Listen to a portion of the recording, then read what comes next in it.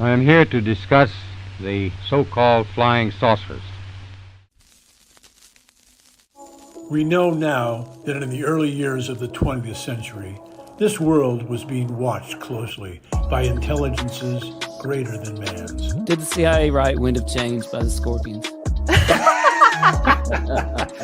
As humans busied themselves about the various concerns, they were scrutinized and studied.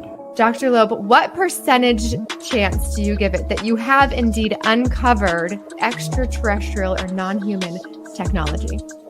With infinite complacence, people went about their affairs, yet across an immense ethereal gulf, intellects vast and unsympathetic drew their plans against us. All of a sudden, a stick out of nowhere landed right in front of us, and there was no tree, nothing overhead. Something threw it at us. Yeah. All things unexplained. So some of that, I think, sir, we'll save for closed session. All right. How's it going, Unexplained Ones? I am Dr. Tim Mounts, and it's so good to be back in the All Things Unexplained studios today. I am so excited, and I'm joined by the one and only CJ Derringer yet again. CJ, how's it going? Hello. Everything's going well. I'm very excited for this episode. This is a fun one. Oh, that's right. So my tagline says adventure awaits, if you can see it right down there. And that's kind of been our theme for the summer. Adventure awaits. There's a little bit of mystery behind that too. And it's going to be our motto for the fall. We hope. Yes, So, lots of adventure. It's been a great summer. and adventure is kind of the topic of today too. You know, if you like what we're doing, please, if you're watching on YouTube or X right now, please hit that like button, especially on YouTube. Hit the subscribe button if you haven't already. Make sure to comment below. Let us know your theories about today's show. We have a really amazing guest coming on. It really helps the show out when you do these things. Visit our YouTube store. Pick up some cool merchandise on UFOs, all things unexplained, all kinds of great stuff. We've got hats, we've got shirts, we've got slides, some kind of shoes. We've got coffee When you say mugs. slides, that sounds like a PowerPoint presentation. I think this is a Southern thing. Sandals. He means sandals. We got sandals that your toes don't have to squeeze anything in between them on. And yeah, we're closing in on 10,000 subscribers on YouTube right now too. Can you believe it, CJ? No. We would love for I you cannot. to be the 10,000th subscriber. We should do a huge giveaway. Like, Well, we are have a supposed to give some coffee coffee mug. away. Yeah. We are supposed to give some coffee away. Maybe some Black Rifle Coffee Company, maybe some Area 51 Coffee Company, but we do have some giveaways coming up. We've also got lots of other goodies that we can give away, hoodies and coffee mugs, all kinds of things. But CJ, today I'm so excited because we have a very special guest joining us by the name of Corjan Mol. We've been looking forward to this for a long time. Oh, absolutely. Like I said, you know, I have been following this stuff. It's so fascinating for quite a long time. And way before, you know, this current version of a television show on Oak Island came out, you know, this stuff has been the subject of lore and mystery and fascination for people for a very long time. Well, Yes. today we're thrilled to have with us Corjan Mol, an esteemed author, researcher, musician, which I just found out, musician, and historian known for his deep dives into some of the most intriguing and mysterious topics in history. You might recognize him from his appearances on the History Channel's The Curse of Oak Island, as far as I know, the #1 show on cable television, where his expertise on the Knights Templar and historical artifacts has captivated audiences worldwide. Corjan is also the author of The Jerusalem Files.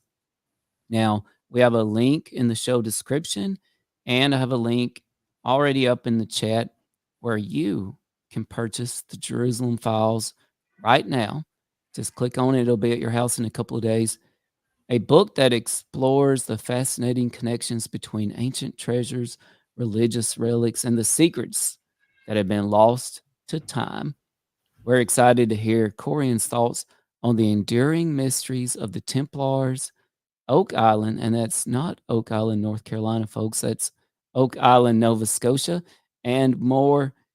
And Corjan is going to be joining us right after this short commercial break. All Things Unexplained is free to watch on YouTube and listen to wherever you get your podcasts. If you would like to support our show, you can visit our YouTube store.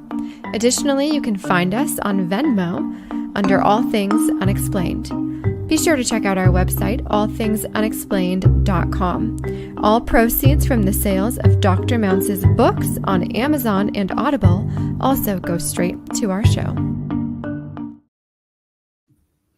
All right. Welcome, Corjan. Thank you so much for joining us. Hi, Tim. Hi, CJ. Thanks for having me. So cool to be here. Absolutely. Yes, we're very excited to talk to you about your book.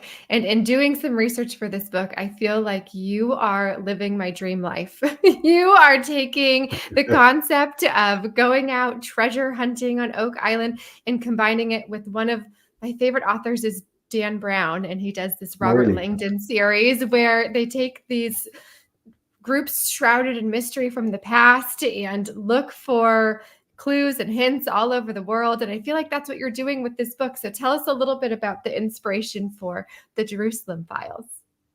Oh, what an introduction. Yeah, I felt like Robert Langdon more than a few times in the last couple of years. I bet. First and foremost, I wrote this book together with Chris Smallford, who also features on the Curse of Oak Island sometimes. So by all means, it's a co-production. My inspiration, this book just had to be written. I've been researching, let's say, historical mysteries since 1995, so very long time. And then I got involved with the Curse of Oak Island in 2019, and all of a sudden, all these puzzle pieces from 20, 30 years of research started to fall into place. But it's an ambitious book, and it's a big story. It's a complex story that spans 2,500 years, 3 continents, and a few countries, and a lot of actors. So it's not simple to explain. So on the day I turned 50, my wife said, you should start writing this down, because you're gonna end up in a mental home if this stuff stays in your head. So that's when I reached out to Chris Smallford and asked him, I want to write a book, but I'm scared. I've never done it, and I thought it'd be nicer to do it together. Because you can spar, bounce with someone, have share ideas and push each other to the next plot line, and that worked out wonderfully. So we're so proud of this book, and it's such a relief to finally have this written down. It's in all its glorious detail. With all the dates and all the actors and everything, all the reasoning and all the sources. So every source is there. Everything in this book is fact-based. Whether or not you subscribe to the conclusions is up to the reader. But the basis of this is all fact. You can check everything, every document, every archive, everything that's in there is available either online or through someone else's work. And we mention all these references. So it should be a pretty good start for would-be Da Vinci believers. Yeah, I mean, that's quite the undertaking to do all of that research. And we're so glad you didn't end up in a mental institution, that instead you got to put it might still into a happen. book. Yeah. Well, how about this? That could be Everybody the go sequel. buy his book so that we can afford him a nice stay in a mental institution should there be something else that comes out. Will you hold up the book for us real quickly so we can take a look at that cover? There you go. Oh, it's beautiful. So beautiful. Now, what were you working on back in 2019 when your paths crossed with the Oak Island to bring you into the show as an expert analyst? I actually got an email from a production assistant of a unnamed television show that asked me if I could shed some light on the works of a 17th century French painter. And then especially the esoteric side of his works. His name is Nicolas Poussin. He was the classicist painter in France, I guess in Europe in the 17th century. And he's a painter whose works feature quite prominently in other mysteries too, like the mystery of Rennes Chateau. And I done quite a bit of research into Poussin and his paintings, so I thought, yeah, why not? So I got this invite for a Zoom call on a Friday night, and I'll never forget. The screen opens, and there I was in the Oak Island War Room with Rick and most of the team. Yeah. Wow. And I knew the show, and I'd seen quite a few episodes, but I had no idea I had been talking to their production. So we had this conversation, and we got along really well. So they basically asked me, could there be a link to Oak Island in the work of Poussin? To which I said, no. But we got along really well, and so they invited me on the island. I think 2 hours later I had a ticket, and on Sunday I touched down in Halifax, and an hour later I was on Oak Island. Yes, It's incredible. So quite the experience. And so they asked me, can you, because the show gets presented with a lot of theories. So there's a lot of people that have an idea about what happened on Oak Island and why. And for some reason or another, the name of Nicolas Poussin, this painter, kept popping up in these theories that that they were offered. And so they asked me, could you develop something? What could it be? And I like a challenge. So and that's basically where it all started. Yeah, amazing. That is amazing. Now, does his work feature in your book at all? Oh, yes, it does. Yeah. Oh, okay. All right. It So you're does. putting all of these puzzle pieces together. Again, it just feels like this big adventurous mystery, but it's nonfiction. I mean, who couldn't love that? That sounds like a fantastic book to read. So we're so glad to learn a little bit more about it. Now, can you tell us anything without spoiling your book that you uncovered, any little exciting tidbits that we might be able to follow along with? Oh, there's many things.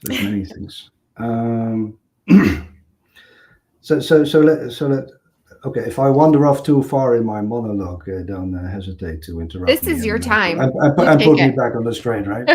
Because I love talking about this stuff. Have you ever been to Westminster Abbey in London? No. Yes, I have. Okay, Dr. Tim, that's cool. Westminster Abbey is a great church in London, very close to Big Ben and the Houses of Parliament. And it's the place where everybody who ever meant anything in the UK is buried. It's basically a giant cemetery inside a church of everyone who ever made, I guess, an artistic or scientific impression in Great Britain. So you have the tombs of Isaac Newton, Stephen Hawking, I think is one of the last people that were buried there.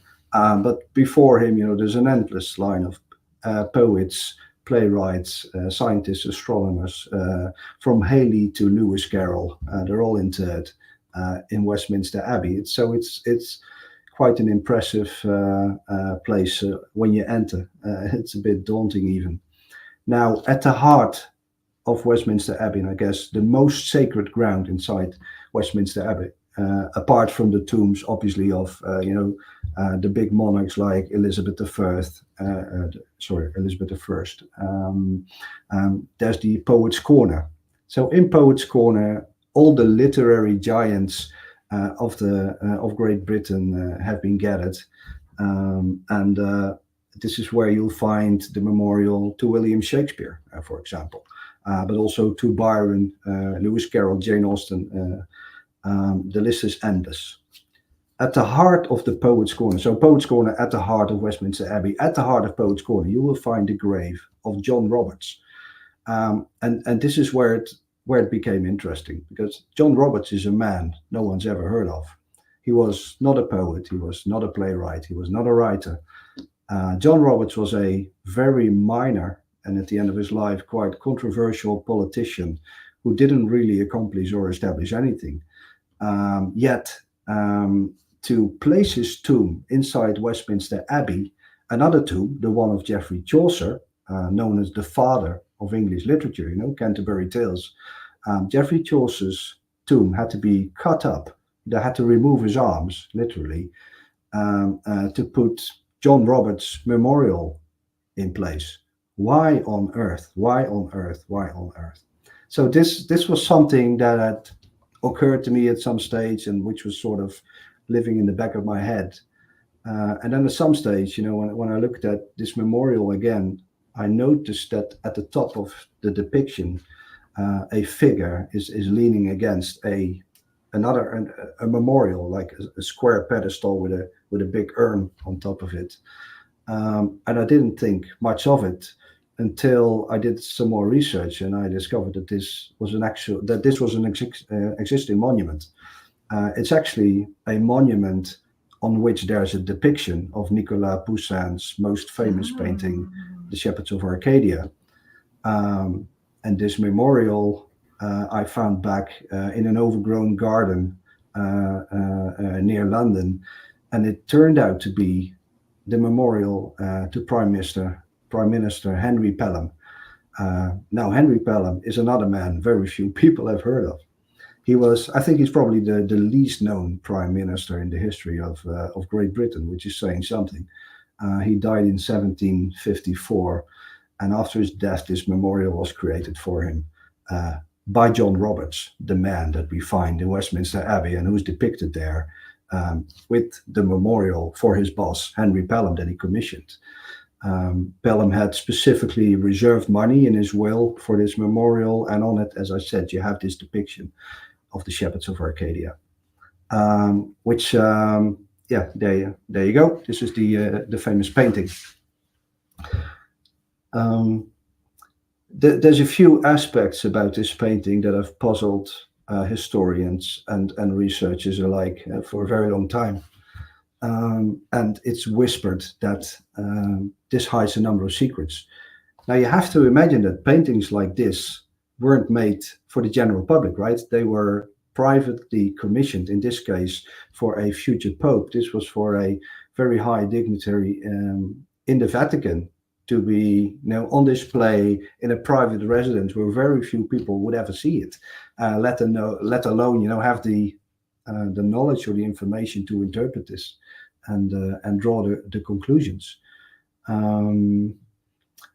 At the heart of this painting, there's a phrase. You can see it on the screen in the middle of the painting. It says "Et in Arcadia ego," which means something like, even in Arcadia I am, which is terrible Latin. And maybe for that reason, it's been suggested that this is an anagram. An anagram, being a word made up of. So you take a word and you reshuffle the letters, and a new word will be there. Et in Arcadia ego could be a anagram for Itego Arcana Dei, I conceal the secrets of God.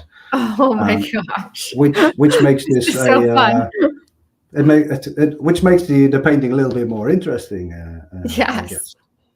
Another thing about this painting, this was investigated in the 1980s, at the end of the 1980s, by the Royal College of Arts in London, by a gentleman named Professor Cornford, who was a descendant of Charles Darwin.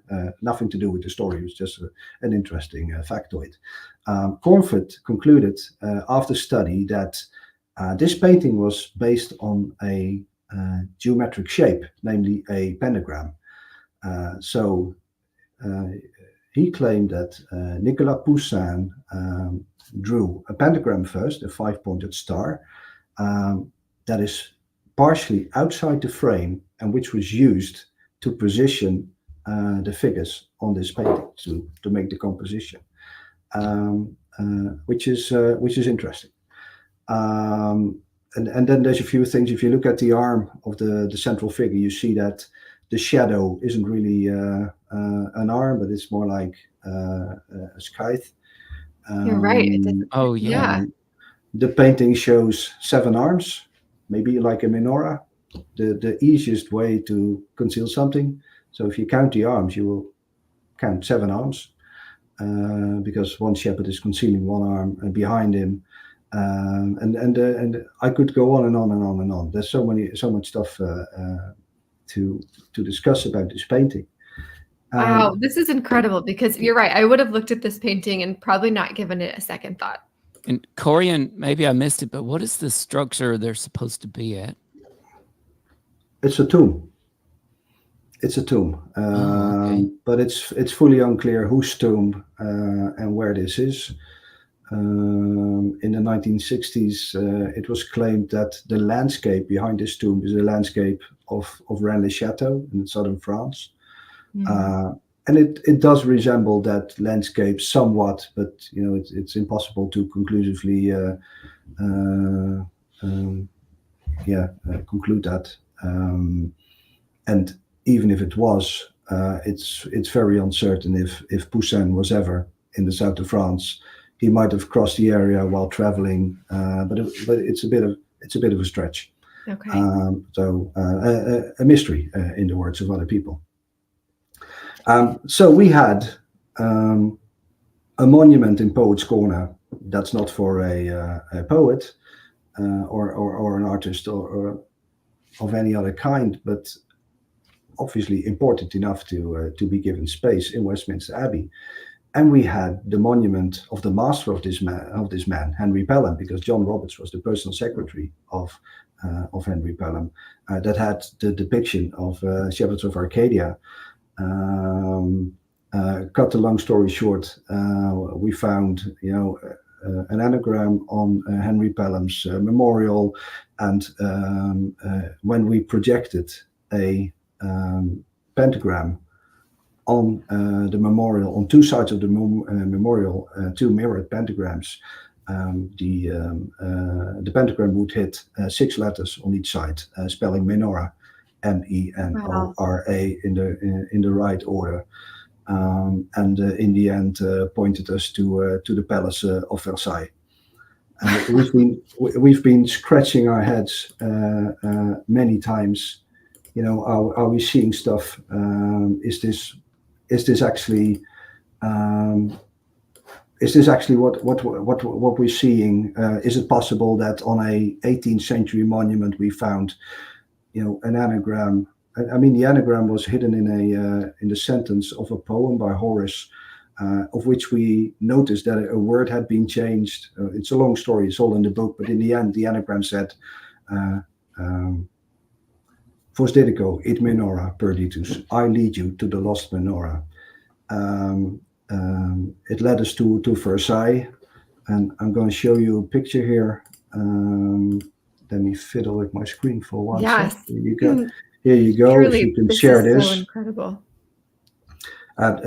When we found this, we were sort of starting to get goosebumps and feel that we were on the right track, because when we indeed started to look at the Palace of Versailles, This is a map from the early 18th century, when the domain had just been, the full layout of the domain had just been finished. And we, to our utter surprise, we noticed that it's laid out as a 7-armed menorah. Incredible. Now, this featured on the Oak. You talked about this on the Oak Island show as well, correct? Yeah. This is really, really wild. Unbelievable. It's crazy. You guys are on this great adventure chasing these answers. I need in. I want in. It is. It's crazy. It is crazy. And then, but then we had this question. This is a menorah with straight arms, and all the depictions that we traditionally know of the menorah have bent arms. Like the menorah that's on display in the Ark of Titus in Rome has bent arms. The symbol for the state of Israel today is a menorah with 7 arms, which are bent. And when we started to research this, we found out that this shape of the menorah was actually recorded in the 14th century by the Knights Templar, who drew a menorah exactly like this in their commandery in Monzon in the south of France. But there was an even more beautiful story.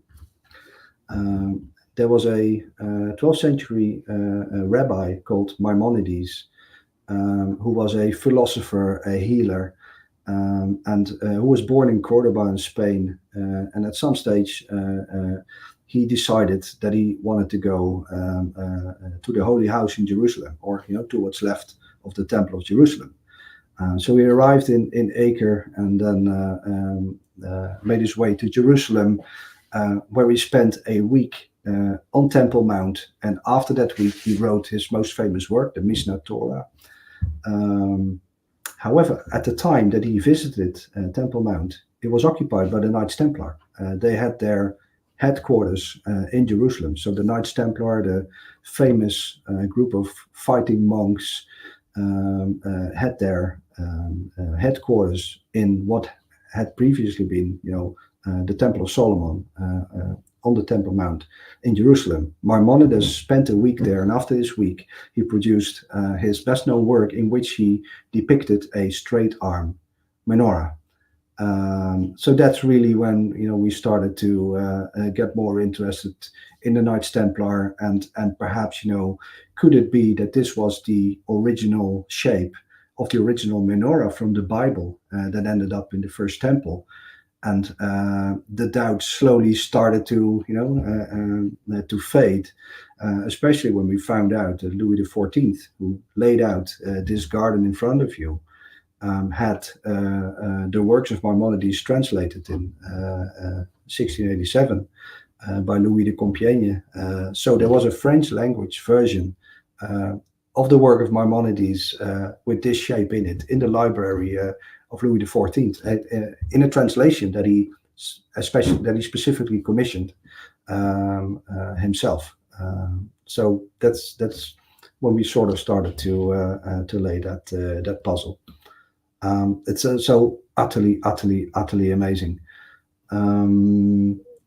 So and it's right, and everyone can see this. If you fly over Versailles, you can see this from the air. I mean, we can discuss this. We can differ of opinion about this, but I mean, this is a 7-armed menorah. I mean,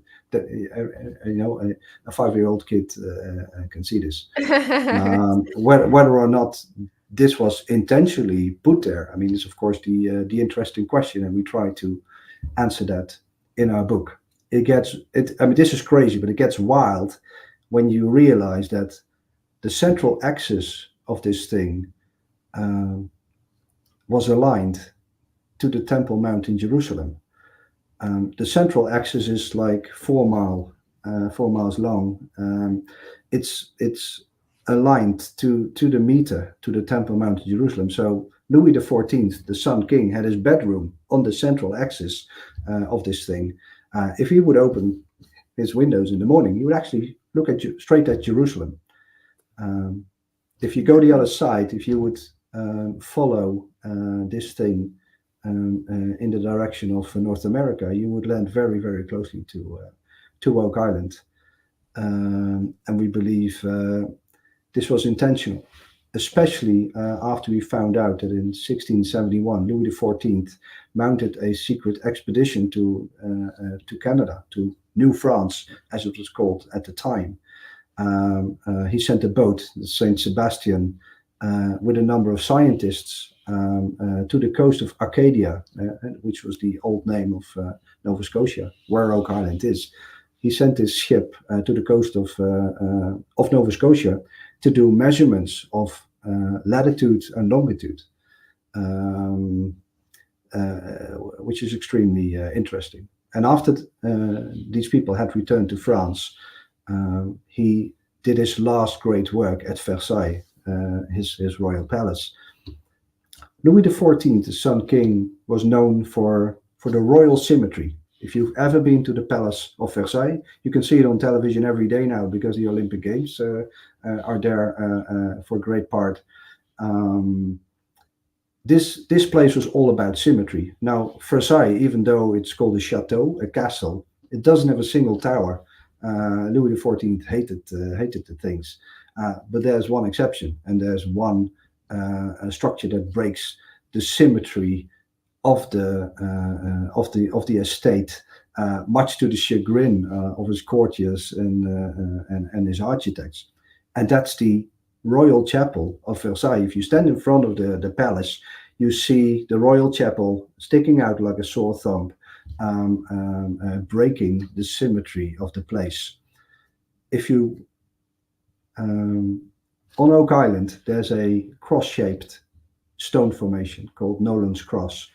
It was discovered in the 1980s by Fred Nolan, a professional surveyor, and it consists of 5 huge megalithic stones that have been laid out in a big cross shape. A Latin cross, which is laid out with incredible precision, and it's been investigated very deeply and very intensely in the last couple of years, of course, for the television show. So we know it's very precise. If you're on Oak Island, you would follow the spine of Nolan's Cross. You would land, at the altar of the Royal Chapel of Versailles, and it's breathtaking. It is breathtaking. It's incredible. You guys have done so much research. It's incredible. I can only imagine your excitement every time you put another puzzle piece together to figure out this great mystery. Can you tell us just a little bit, and I know this is hard to explain in just a little bit, but the significance of the menorah? In terms of the missing menorah and looking for.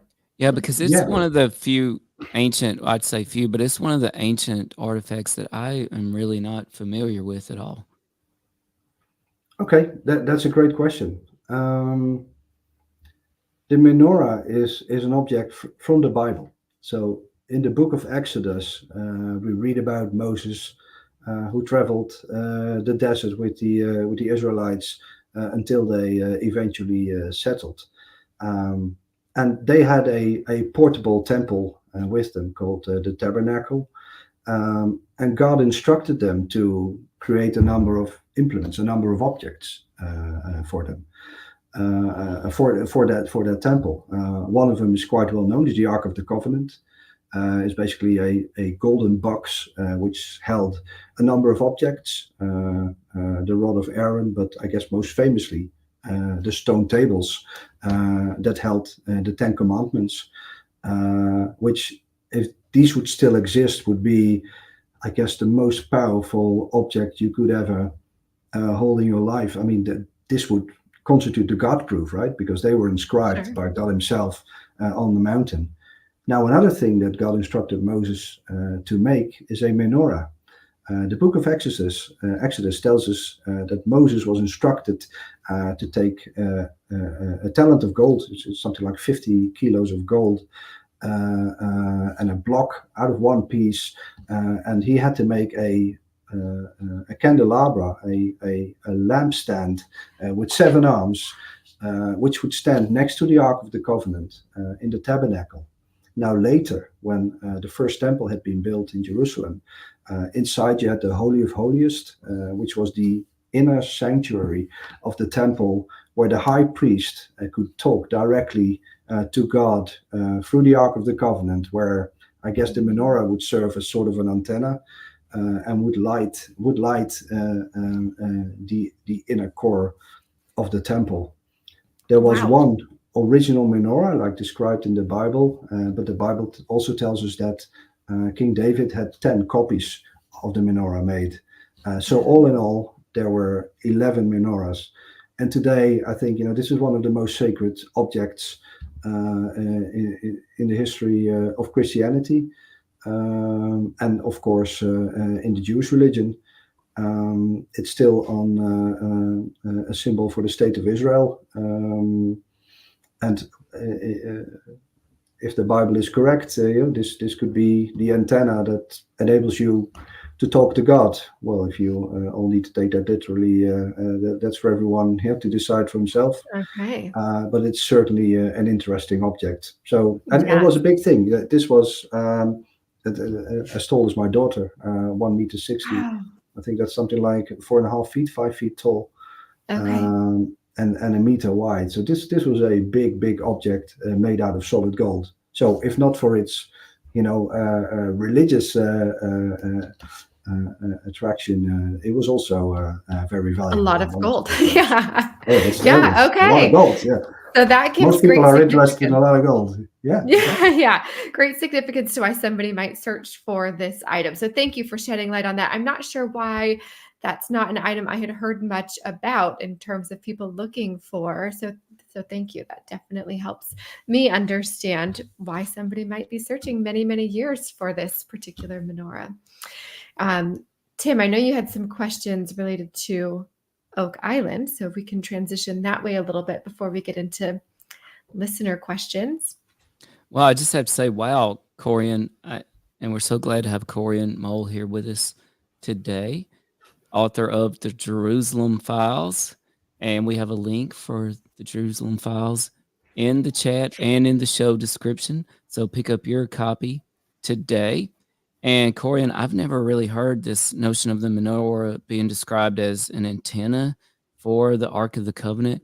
I think that's really fascinating. And I tell you what, we're all in on it being a direct antenna to God, because you know what, it really, when you read about the Ark of the Covenant, it really sounds like a powerful piece of technology. That's what a lot of people think. What do you think about that? Is it more than just, religious? Is it some sort of power? Is there power in these artifacts, do you think?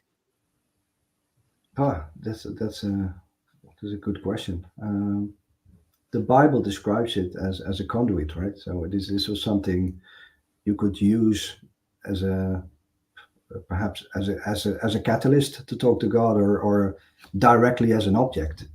If it's the latter, then yeah, it is a piece of technology, and maybe the use of precious metals or something like that would enable you to get on a certain frequency.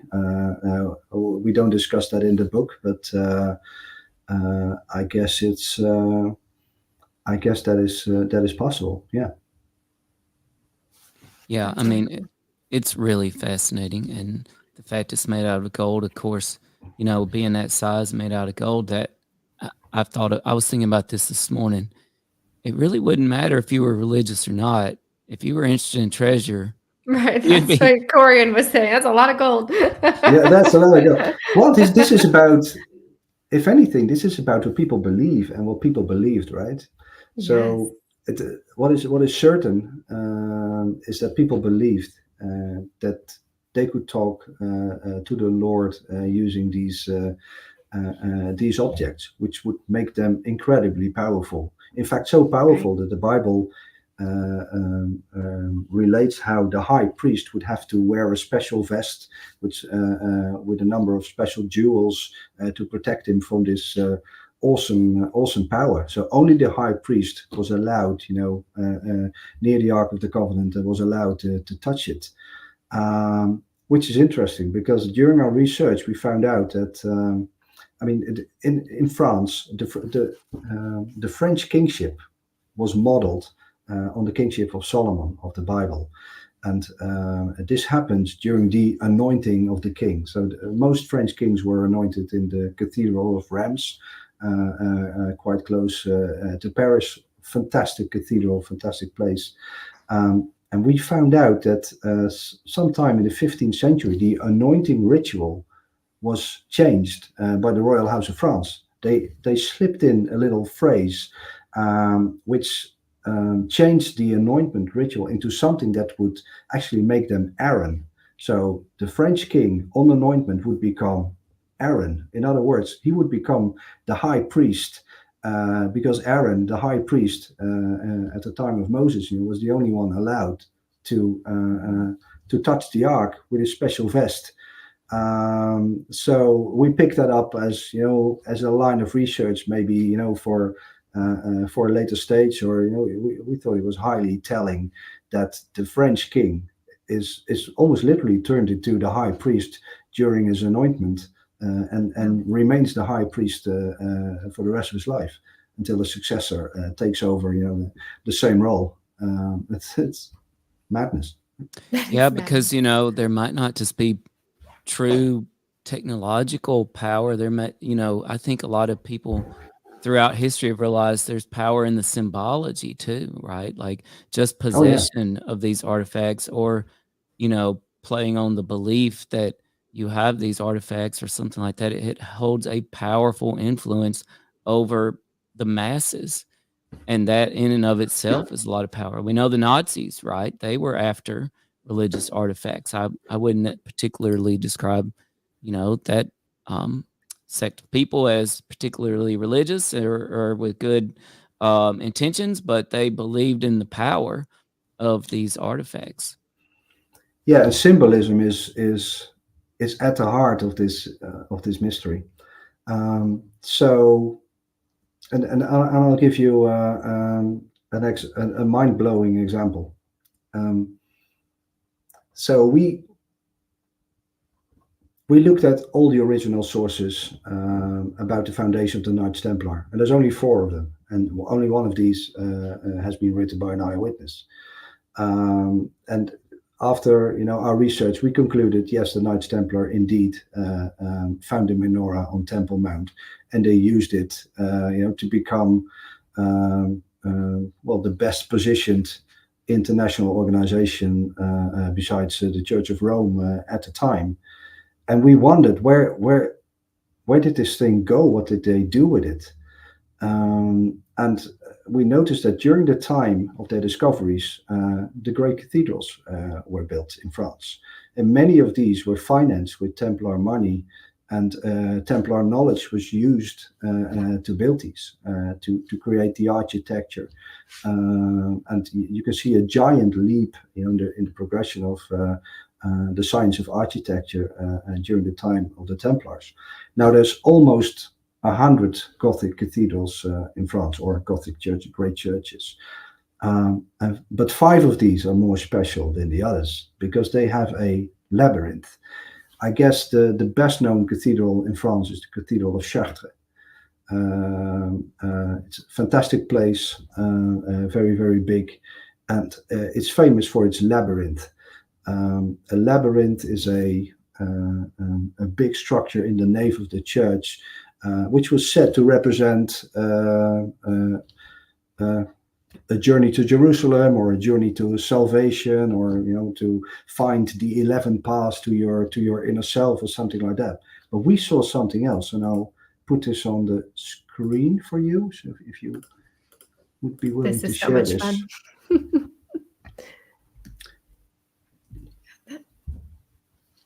The labyrinth of Chartres is displayed here on the left.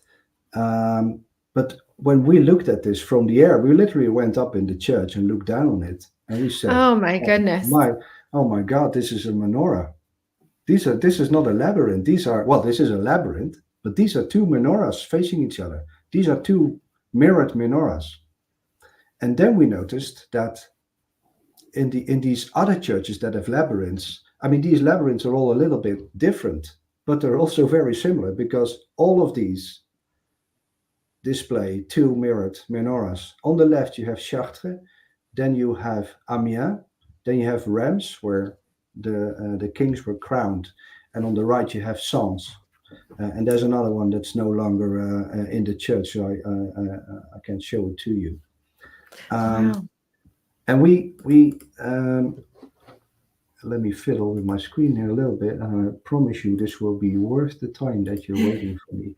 Oh, it's all worth it. When we looked at the positioning of these churches, we noticed that they lay in very specific positions. In fact, these 5 churches could be the 5 points of a giant pentagram, etched into the landscape of France. And it gets even wilder than this.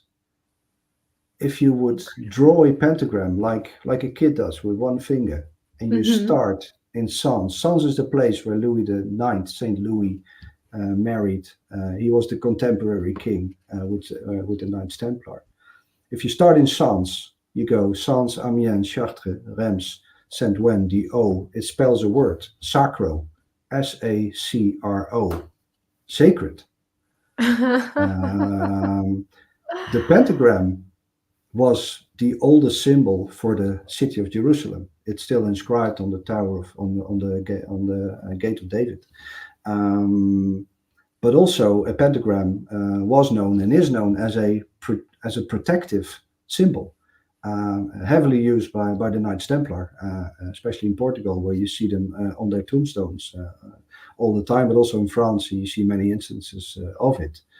Well, what do you know? We have 5 cathedrals with 5 labyrinths that each display 2 mirrored menorahs. These 5 cathedrals lay in a not perfect, but almost perfect pentagram in Paris. And at the heart of this pentagram, Louis IX, Saint Louis, built a great abbey, the Abbey of Royaumont, the Royal Mountain, where he built a church with 3 entrances, 7 chapels, like a menorah. And we are quite certain that during the life of Louis IX, he brought the menorah to France with the help of the Knights Templar and hid it somewhere inside this huge protective shape. How do we know? Louis IX left the Holy Land on April 25, 1254. Louis IX had been on a crusade. He led the 7th Crusade, which was a disaster. I mean, it failed from the start. He was taken captive. He had to be ransomed out by the Knights Templar. So, within a few months, the crusade was basically over. Still, Louis IX lingered in the Holy Land for another 4 years in Acre, where the Knights Templar had their headquarters. He was very close with them. And on April 25, 1254, he went back to France on a ship which was from the Knights Templar and captained by the Knights Templar.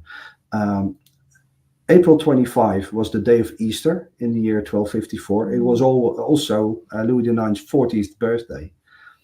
The next year, April 25, I invite you to come to Versailles, the palace of the Sun King Louis XIV, where they're now showing the Olympic Games. We will sit down on the Belvedere. So we'll sit down, in the gardens, and we'll watch the sun go down. On April 25, the sun sets on the central candle of the menorah of Versailles. So throughout the year, the sun lights each of these 7 lamps because of the procession of the sun. But on April 25, the birthday of Louis IX and Easter in 1254, bang on, the central candle is lit. And it's the most awesome spectacle you'll ever see, especially if you realize that this 4-mile tall thing is aligned with Oak Island, Nova Scotia, and with the Temple Mount in Jerusalem. It is mind-blowing. It is mind-blowing. Yeah. This is incredible, Corjan. You are an encyclopedia of information on this. I see many, many more books in your future, truly. But this needs to be its own documentary special where we can, line all these up and see how this is really, really fascinating. And a field trip. Count Yes. me in. April Yeah. 25th, count me in. Some people. Yeah, we should really do this, Tim. We should do this. I'm there. Some people love to visit all these tourist attractions and everything. This is my road trip. This is what I like to do on vacation. This is my vacation. Okay. Like the things you just put up. It's why one year I took the train from Edinburgh, Scotland, and did I go to London? No, I went to Rosslyn, Oh, really? Okay. and Cool. Rosslyn Chapel, right? And I toured Rosslyn Chapel because, this is the kind of stuff that I find endlessly fascinating. And Corjan, one thing it brings to mind, and I've wondered this for some time. I would love to know your take on this. When you show things like these labyrinths and like the layout of Versailles, who is responsible for this? Is it an individual like the king? Is it a group like the Knights Templar? Is it a combo? Is the king just some sort of pawn of the Templar? Is it some sort of vast conspiracy bigger than all of that? But obviously this all happens for some reason. Who is spearheading all of this?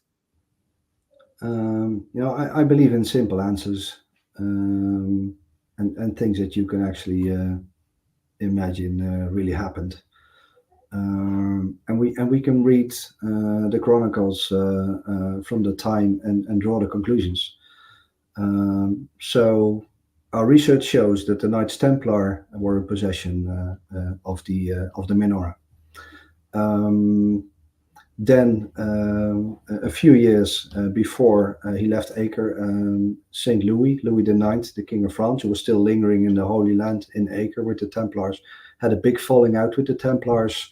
And I won't go into the details, but in the end, the Templars offered Louis IX all the possessions of the temple. This is written down by John of Joinville, who was the personal secretary of Louis IX, who wrote several works about him after the king's death. And it's independently attested by another chronicler from the same time who writes the same thing. It's written down again by two different sources that Louis IX returned to France with relics on his boat. One of them, we believe, was the menorah. We know that the Knights Templar had a hand in the building of this cathedral, and we also know for sure that Louis IX, King of France, Saint Louis, had a special connection to each one of these 5 churches. He was married in Sens, he was coronated in Reims, he canonized or he consecrated the Cathedral of Chartres, etc., etc. So he had a special bond with each of these places. So we believe, the design of the labyrinths is Templar, and somewhere along the way, this became the secret of the Royal House of France. Wow, incredible. Corjan, I want to be respectful of your time because I know you are a busy man and we have a few listener questions and hot takes. Do we have 10 more minutes? Can we get 10 more minutes from you? Will that be okay? Yeah, okay, wonderful. I've got another half hour if I need to. Okay, lovely. Well, that's yeah, great. because we would love to have you back because holy cow, this. I know. There's I hope too I'm much. not confusing anyone here. No, it's not confusing, but it's like every door you incredible. kick open, right? It opens 10 other doors, and Yeah, I can. Yeah, see let me why you- before you go into the question, let me Yeah. give you this big tease. In the book, and this is also the firm belief of Chris and myself, the menorah ended up in North America, and it's still there. Okay, can we connect those dots? So this is connected to Oak Island, correct, or believed to be? It was. Okay. We believe it's no longer on Oak Island and somewhere else. Yeah. Oh, okay. so people that is need a big to hit that link in the chat and in the show description I'm and gonna- pick up the Jerusalem files. Yes. Okay, so tell us a little bit about its connection to Oak Island, because I know that that's been mentioned in terms of what you might be looking for there. And additionally, what has been found on Oak Island that keeps everybody going, that keeps us thinking there's more here to be discovered? We found enough significant items to continue looking here. I mean, the history in itself is worth all the exploration. So I always say, I mean, there's Oak Island the show and Oak Island the research are two different things. The research is pretty much 24/7, Right. always running. The production of the show has its own rhythm, its own momentum, and they happen, at the same time. But it's not always the same thing. Our research indicates that something monumental happened on Oak Island, and the research on Oak Island indicates that something monumental happened on Oak Island. I mean, we have, if you look purely at the datings of the structures that we found, like the stone road in the swamp, a well. We're coming up with dates in the 1200s, Oh, wow. which is crazy. I mean, there's no other place on the Atlantic coast of Canada where there's a stone structure like the stone road on Oak Island. That's not something I'm making up, but that's what the archaeologists tell us. They are convinced that this is not something that was built by the First Nations. But which must have come from Europe. Now, at the time, in Europe, there weren't 40 groups who had the means, the technology, and the knowledge to cross the ocean and to come to North America. So for me, it's abundantly clear that somewhere along the lines of Norsemen, Vikings, Templars, maybe all of these groups, maybe an ensemble of these groups was on Oak Island and did works there. And for any works to take place, there needs to be a business case, the risk reward. So Sure. someone took the effort to create something that we can still see today. So it was sturdy enough to lie there for 800 years. Must have meant something. In combination with some of the artifacts, makes for an incredibly intriguing story. And then I still think that Nolan's Cross is the most important and the most telling thing that has been found, because I think by now, I'm convinced this is a man-made construction. I think the hard data, the scientific evidence points towards that more and more. I mean, Yeah. and that the thing with Nolan's Cross is it's not a road. This is a religious symbol, which might tell you something about the who and the why, other than purely the what happened there. So it implies that whoever did work on Oak Island in the Middle Ages had a spiritual motive, and which is a powerful notion. And for me, sort of put the whole. When I learned of Nolan's Cross, that put the whole thing upside down for me.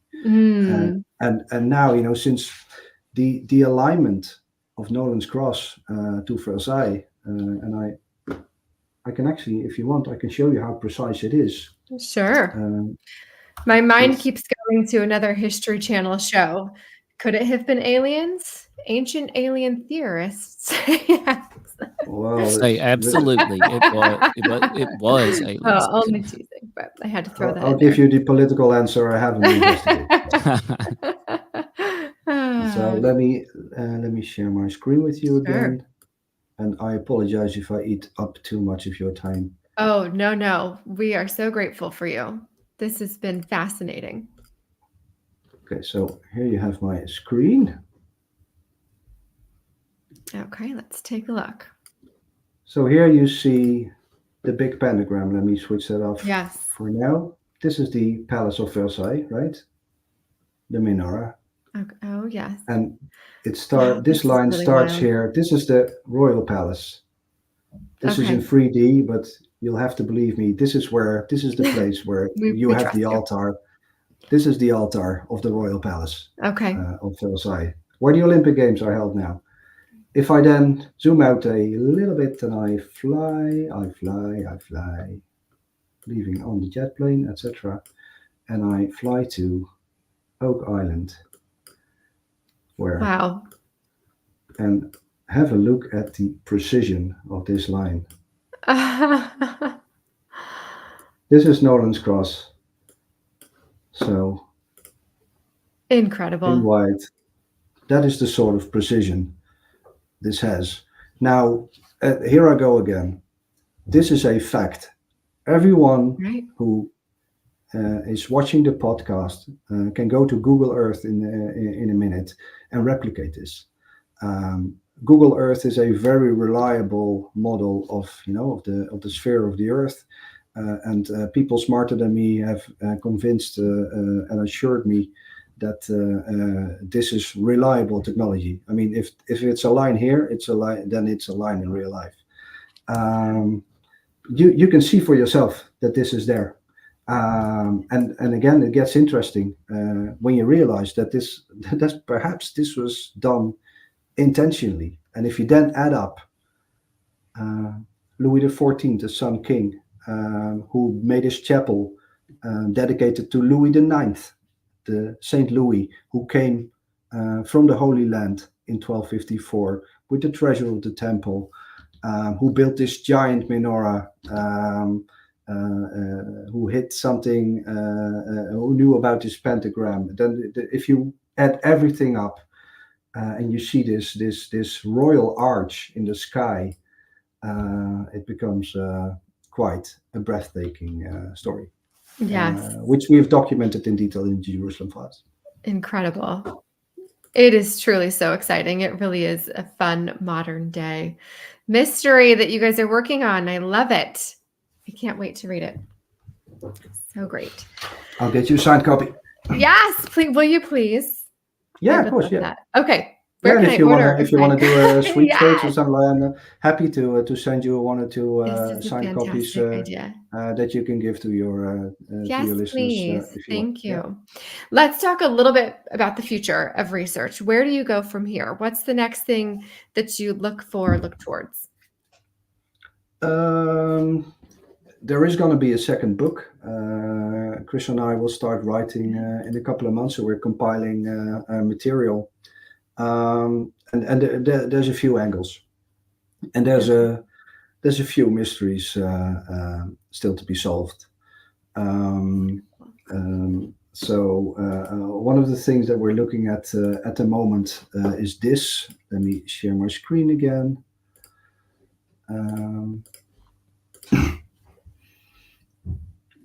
Okay. Oh. This was painted on the inside the dome of the chapel of the castle of the successor to the throne of France during the life of Louis XIV. And this is a very, very odd image. I don't know if you can see this, but this here is an angel who has the menorah under a veil, and he looks like he's returning to Earth. Right here. Yeah, here the bottom right. Okay. I don't know if you can see my mouse move here. Probably can't. No. Okay, to the right of the menorah, and this will take a pair of glasses or binoculars, but you see this vase here? Next to the vase, this is a shovel lying on the railing. Okay. And then at the top, you see two angels carrying the Ark of the Covenant. Oh, man. But they are only carrying the lid. And the question we are asking ourselves for the next book is, where is the box? Where is the box? And then I'll show you another. And why would somebody paint that unless there were some clues hidden in there about what's Again, this was a private place. Only the royal family would visit this place. And maybe there's a clue in this image here. This is a portrait, if you want to share this. This is a portrait, the most famous portrait of Louis XIV, the Sun King of France in all his glory. He is there in a ballet pose, exposed in all his might. Now, if you look carefully, you see that he's not wearing his crown. His crown is sitting on this pillow, on this box. And also his scepter is pointing not upwards, but downwards to this box. If you start looking at portraits of the Royal House of France, you see that the returning artifact is this box, a box under a veil. Now, if you stand in this royal chapel of the Chateau of Versailles, the house of Louis XIV, the only thing that breaks the symmetry, the building that is aligned with Nolan's Cross on Oak Island. If you stand in this chapel and you look up, on your left you'll have a depiction of the Ark of the Covenant. On the right you'll have a depiction of the menorah with straight arms. If you look up, you will see Louis IX, King Louis IX, Saint Louis, the Holy King, predecessor of Louis XIV, patron saint of the House of Bourbon, of the Royal House of France. He's there sitting on his knees, praying before a box under a veil, exactly like this one. So enough stuff there to write a book about.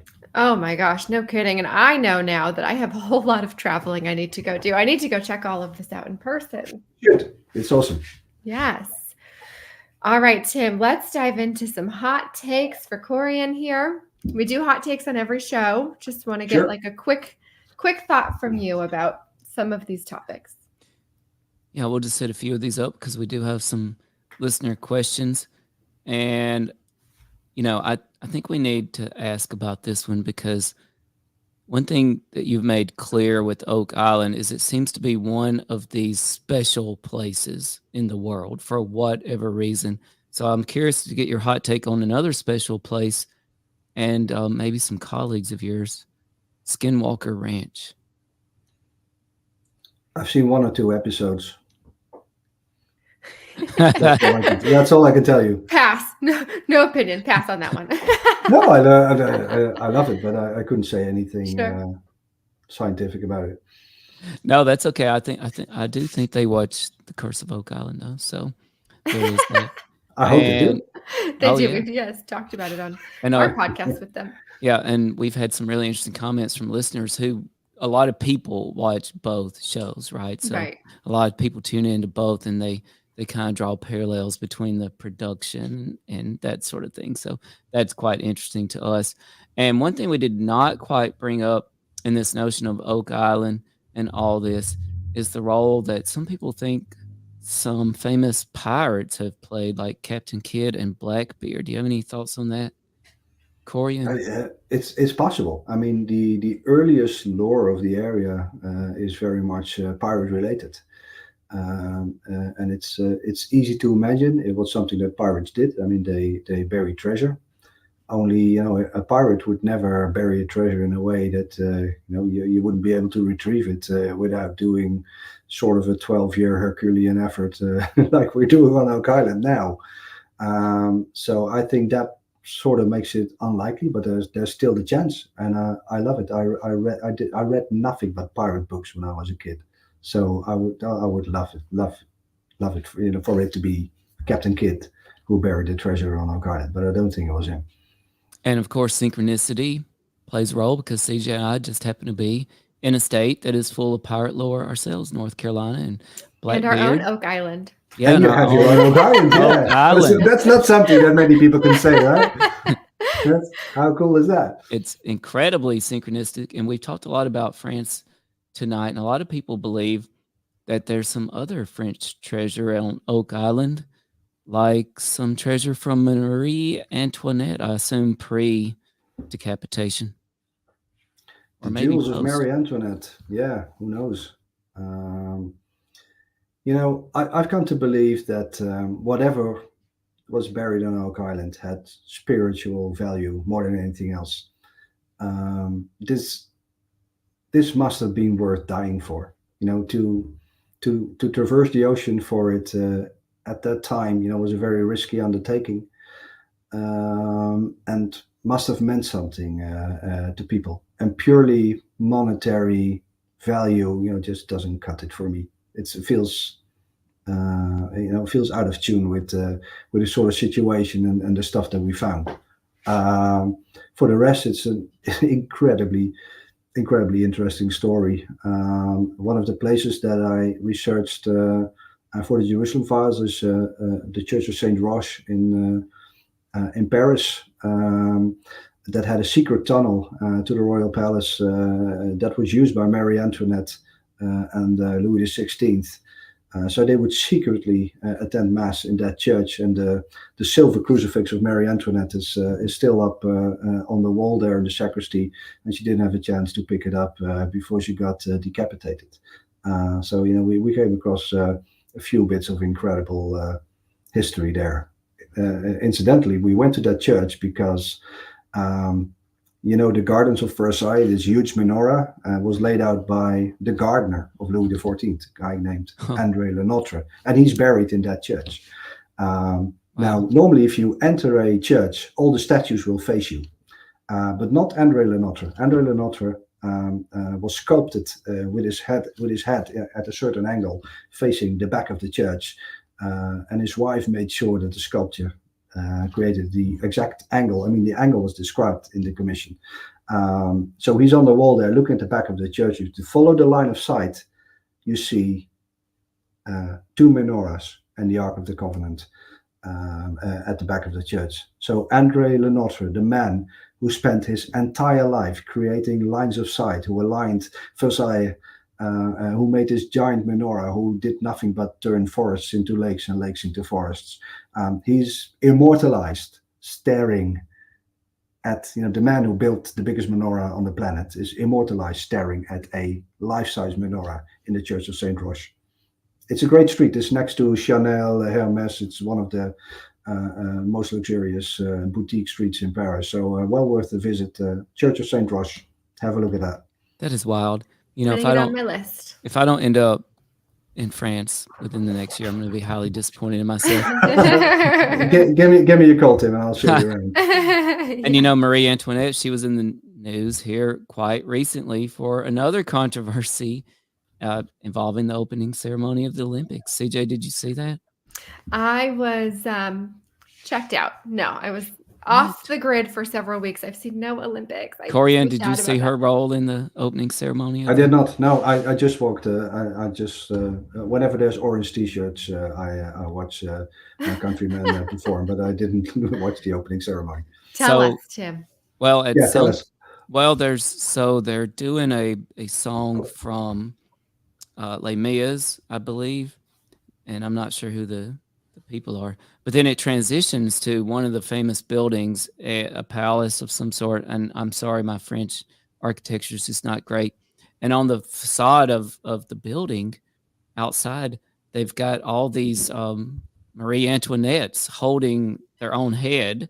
And meanwhile, this hard rock metal, like goth, roar band kicks in and just like heavy metal boom, rocking with all these Marie Antoinettes holding their heads on the side of this building, like bobbing their heads on the music. Yeah. Looking at, I guess it brings a new notion to the term headbanging. So yes, maybe that's what they meant. I wish I need to look up the name of this. That's wild. Of this the band. French and their sense of humor, huh? I guess so. Wow. So hopefully I can band Marie Antoinette. I would love to pull up a picture of that.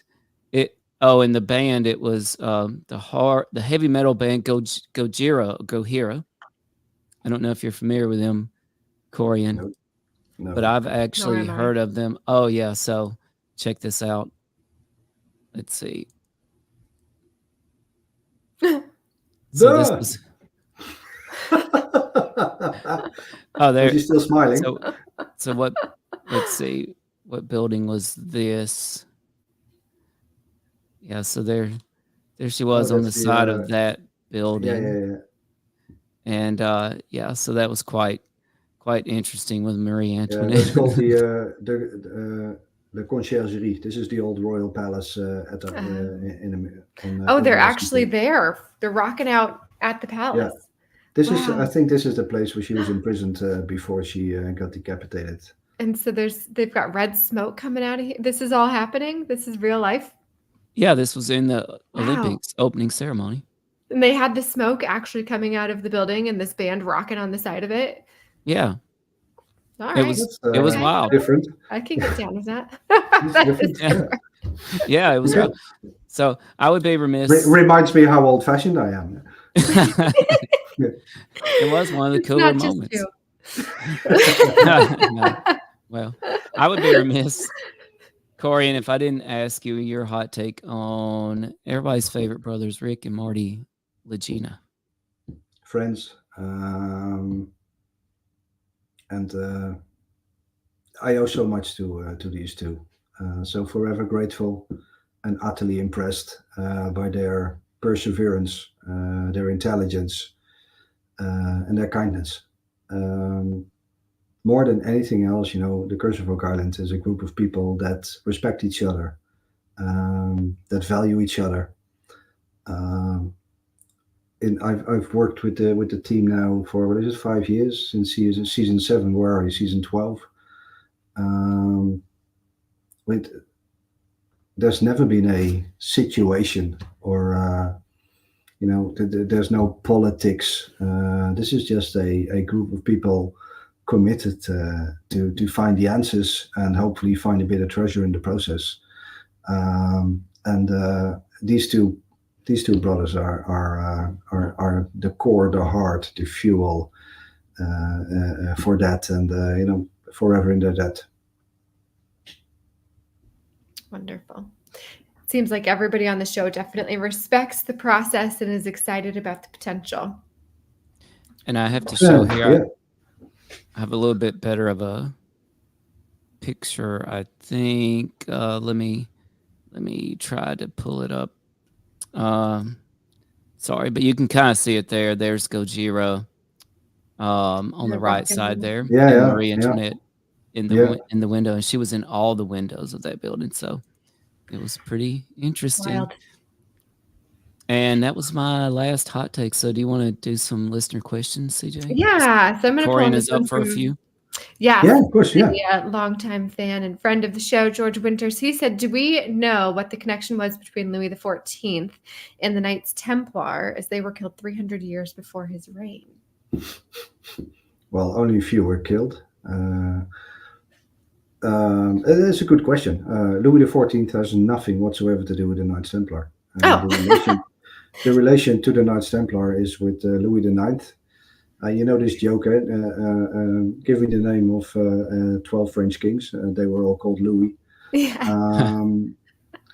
So Louis XIV was one of the successors of Louis IX. Louis IX is actually the guy who had very close connections to the Knights Templar when they still existed as a monastic order. Actually, their Grand Master was the godfather to his child, so the relation was really very serious. Louis XIV had Louis IX as the patron saint of the House of Bourbon as his big example, and Louis IX, Saint Louis, is still a well-known name. There's a town in the US called Saint Louis, where we have the Cathedral of Saint Louis. And in one of these bizarre connections that we found, if you extend the line from the menorah in Versailles further, you end up in the Cathedral of Saint Louis of New Orleans, built there by the French in 1722. Yeah, again, go to Google Earth tonight, draw the line from the Cathedral of Saint Louis in New Orleans to the Royal Palace of Versailles in France. You will see that the line is bang on. Incredible. Wow. St. Louis. Okay, one more question from George here. Do you believe the Templar Knights fled to Scotland with Robert the Bruce and from there to North America, possibly Minnesota? None of that makes any sense to me, but maybe it makes a lot of sense to you. I love this question. The Knights Templar made themselves unpopular with the French king in the beginning of the 14th century. So on Friday the 13th, 1307, there was a mass arrest of every Templar in France. and that order to arrest was then extended to the rest of Europe. There are almost 900 testimonies of interrogated Templars. This was all meticulously recorded by the Inquisition. We've read all of them. And a few of them, there's actually one or two that mention that Gérard de Villiers, who was the master of the temple in France at the time, fled on the eve before the arrests.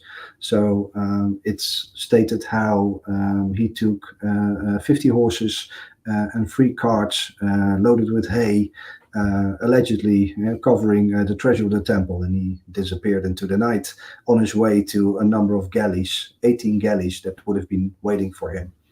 Now, accepted history says they had like a few places to go. Most people speculate that they went to Scotland. I am not so sure. Robert de Bruce, who was the king in Scotland at the time, had just been excommunicated by the Pope, and he was also at war with the English king, while Scotland and France had sort of a NATO-like bond together, which was called the Old Alliance. So if one of the two was attacked, the other one would come to help them. And since Robert de Bruce was already, at war with both the Vatican and the English king, I'm not sure that he would have risked his relation with the King of France for a number of political refugees, which is basically what they were at the time. Chris and I think that the chances are much higher that they went to Portugal. Because in Portugal, the Knights Templar weren't arrested, they weren't persecuted. King Dinis, the first of Portugal, simply denied the order of the Pope. And he did something very clever. He just rebranded the Knights Templar. So the Knights Templar possessed almost a third of the country of Portugal at the time. They had very, very close ties to the Portuguese royal family. And the Portuguese king basically rebranded them. So as of 1317, he named them the Order of Christ. They got a new logo, slightly a different cross. And then he put all the assets of the temple inside the Order of Christ. So we had the same people, the same buildings, the same assets under a new name. So for us, it would have been much more logical for the Templars to flee to Portugal, where they wouldn't be prosecuted at all, as opposed to go to Scotland, where they would have to live undercover and have to be very careful because there could be an Englishman with a sword around every corner. So I think it's unlikely they went to Scotland. I think they went to Portugal. The logic dictates that they went to Portugal. Did they end up in North America? Very interesting question.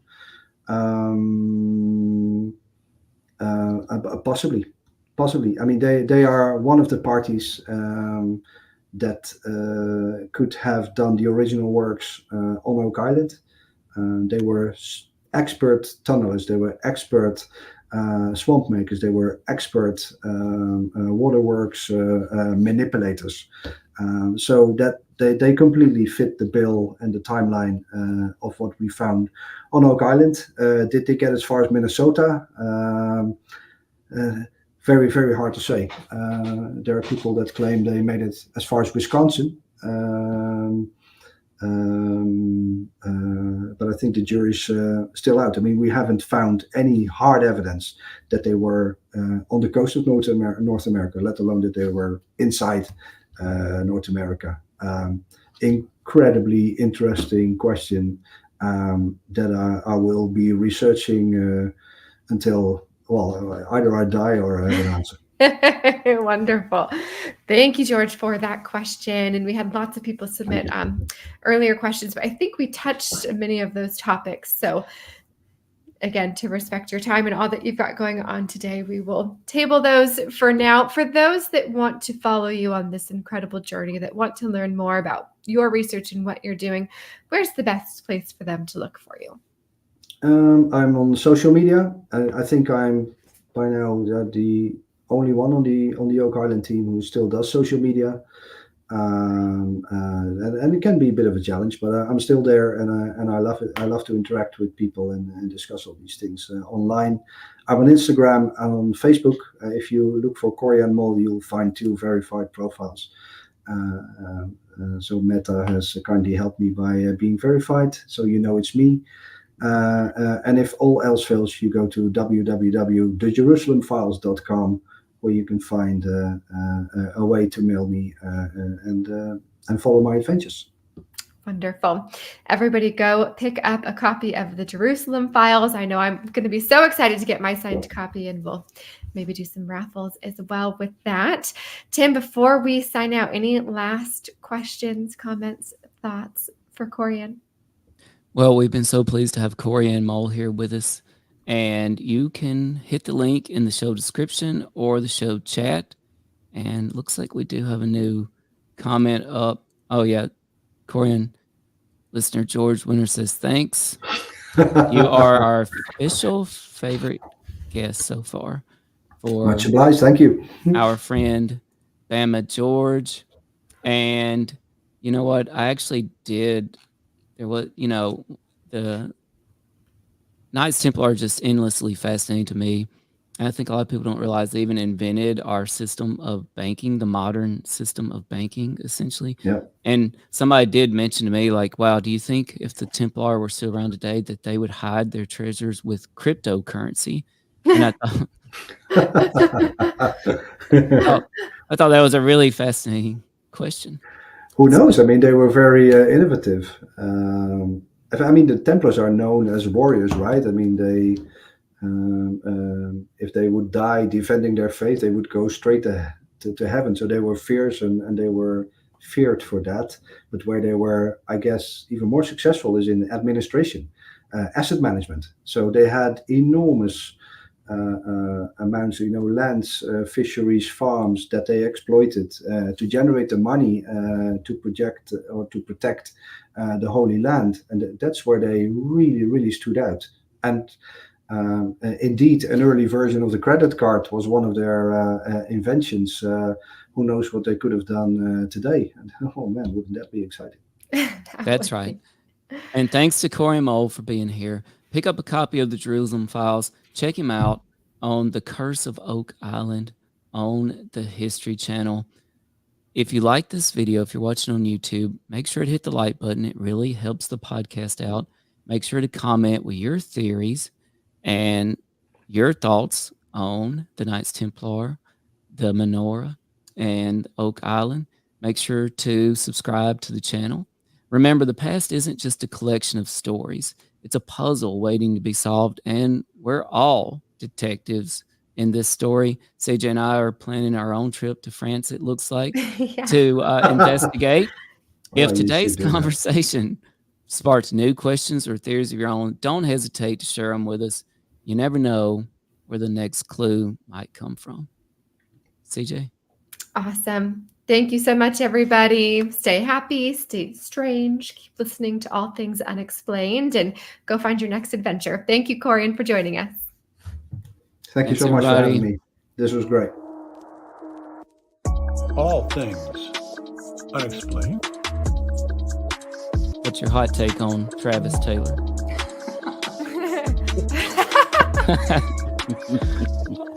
I've got an exclusive for you guys if you want it about the Alaska. We do.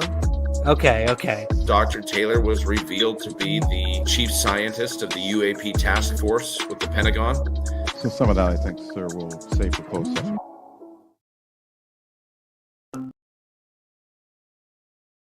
All Things Unexplained is free to watch on YouTube and listen to wherever you get your podcasts.